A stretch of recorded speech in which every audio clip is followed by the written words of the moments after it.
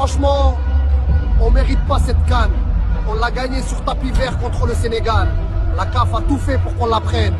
Mais la coupe, elle est au Sénégal. Nous, on ne veut pas d'une coupe de la honte. Attachez bien vos ceintures, parce que ce que vous allez entendre aujourd'hui dépasse tout ce qu'on a l'habitude de voir dans le football africain. Imaginez un pays qui gagne une compétition, célèbre sa victoire, soulève un trophée, et 2 mois plus tard, on lui demande de tout rendre. Oui, vous avez bien entendu. C'est exactement ce qui est en train de se passer avec le Sénégal, et cette histoire est en train de choquer tout un continent. Tout commence avec une prise de parole forte. Samuel, président de la Fédération de football, s'exprime avec fierté sur le Sénégal, un pays qu'il décrit comme digne, souverain et sûr de ses décisions. Très vite, l'attention se tourne vers un geste symbolique du président sénégalais Bassir Mif. Il change sa photo de profil, et derrière lui, dans son bureau à la présidence, on aperçoit clairement le trophée de la CAN. Ce n'est pas un hasard. Ce n'est pas juste une image. C'est un message. Ce message est simple, la coupe est là, et elle ne bougera pas. Mais pourquoi une telle tension autour de ce trophée? Tout vient d'une décision qui a surpris tout le monde. Après la finale de la CAN 2025, remportée par le Sénégal sur le terrain, une contestation surgit du côté du Maroc. Une plainte est déposée, des accusations sont faites, et l'affaire est portée devant les instances du football africain. Dans un premier temps, la commission disciplinaire de la CAF se prononce. Elle inflige des sanctions financières, mais ne remet pas en cause le résultat du match. Pour beaucoup, l'affaire était donc close. Mais contre toute attente, le Maroc décide de faire appel. Et c'est là que les choses prennent une tournure étrange. 2 mois après la finale, une nouvelle décision tombe. Une décision jugée incompréhensible par de nombreux observateurs. Une décision qui remet en cause le trophée déjà attribué au Sénégal. Et là, c'est le choc. Partout en Afrique, les réactions fusent. Des experts, des anciens joueurs, des coachs, tous dénoncent une décision incohérente, tardive, et surtout dangereuse pour la crédibilité du football africain. Beaucoup parlent de pression, de lobbying, voire de corruption. Des mots forts, mais qui traduisent l'indignation générale. Face à cela, le Sénégal ne reste pas silencieux. Bien au contraire. Le président Bassir Mif adopte une position ferme. Il refuse catégoriquement de rendre le trophée. Pour lui, et pour tout le peuple sénégalais, cette coupe a été gagnée sur le terrain, dans les règles, avec effort et mérite. Il n'est pas question de la rendre sur décision administrative, surtout après un délai aussi long. Le geste de changer sa photo de profil prend alors tout son sens. C'est une manière élégante mais puissante de dire « Si vous voulez la coupe, venez la chercher ». Une provocation maîtrisée, mais surtout un symbole de résistance. Du côté des joueurs, comme Sadio Mané, Baba Dieng et d'autres figures du football sénégalais, le message est également clair. Ils ont gagné, ils ont célébré, ils ont donné de la joie à tout un peuple. Pour eux, il n'y a aucun débat.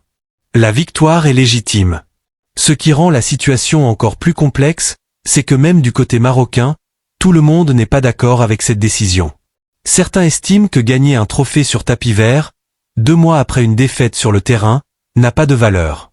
Parce que le football, à la base, c'est le terrain qui décide. Pas les bureaux. Dans ce contexte tendu, une voix s'élève pour calmer les choses, celle du roi Mohamed VI. Dans une déclaration pleine de sagesse, il appelle à dépasser les émotions et à préserver la fraternité africaine. Il rappelle que, malgré les incidents, la CAN reste une réussite pour le Maroc et pour toute l'Afrique. Un message d'apaisement, qui contraste avec l'agitation autour de cette affaire. Mais malgré cet appel au calme, le débat continue. Beaucoup se demandent comment une telle décision a pu être prise. Pourquoi attendre 2 mois? Pourquoi ne pas avoir tranché immédiatement après le match? Pourquoi créer une telle confusion? Certains vont même plus loin, en évoquant des raisons politiques ou culturelles derrière cette décision. D'autres parlent d'un acharnement contre le Sénégal. Rien n'est confirmé, mais les interrogations sont nombreuses. Ce qui est sûr, c'est que cette situation met en lumière un problème plus profond. La crédibilité des institutions du football africain. Parce que lorsqu'une décision aussi importante est prise aussi tardivement, cela remet en question tout le système. Et ça, c'est dangereux. Pendant ce temps, Le peuple sénégalais reste uni. Sur les réseaux sociaux, dans les médias, dans les rues, le message est le même, la coupe ne sera pas rendue. C'est une question de dignité, de respect et de justice. Et c'est peut-être ça, le point le plus important dans toute cette histoire. Au-delà du football, au-delà du trophée, il y a une question de principe. Est-ce qu'on peut retirer à un peuple une victoire qu'il a célébrée? Est-ce qu'on peut réécrire l'histoire après coup? Pour beaucoup, la réponse est non.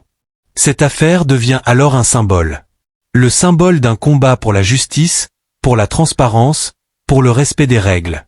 Et aussi, d'une Afrique qui commence à refuser certaines décisions imposées sans explication claire. Mais en même temps, cette situation nous rappelle quelque chose d'essentiel. Le football est censé unir, pas diviser. Créer de la joie, pas des conflits. Et aujourd'hui, plus que jamais, il est important de préserver cet esprit. La déclaration du roi Mohamed VI va dans ce sens. Elle rappelle que malgré les tensions, l'Afrique reste une famille. Que les relations entre le Sénégal et le Maroc vont bien au-delà du football. Et que rien ne doit venir briser cette fraternité. Alors, que va-t-il se passer maintenant? Difficile à dire. Le Sénégal semble déterminé à ne rien lâcher. Les instances du football africain devront probablement clarifier leur position. Et le monde du football observe, attentif. Mais une chose est certaine, cette histoire restera dans les mémoires. Et la leçon à retenir est puissante. Dans la vie, comme dans le sport, il y a des moments où il faut savoir se lever, défendre ce qui est juste, et refuser l'injustice, même quand la pression est forte. Parce que la dignité n'a pas de prix. Et une victoire honnête ne devrait jamais être effacée. Alors aujourd'hui, la vraie question n'est peut-être pas de savoir qui a raison ou qui a tort, mais plutôt de savoir quel message on veut laisser pour l'avenir du football africain. Un message de division, ou un message de justice et d'unité.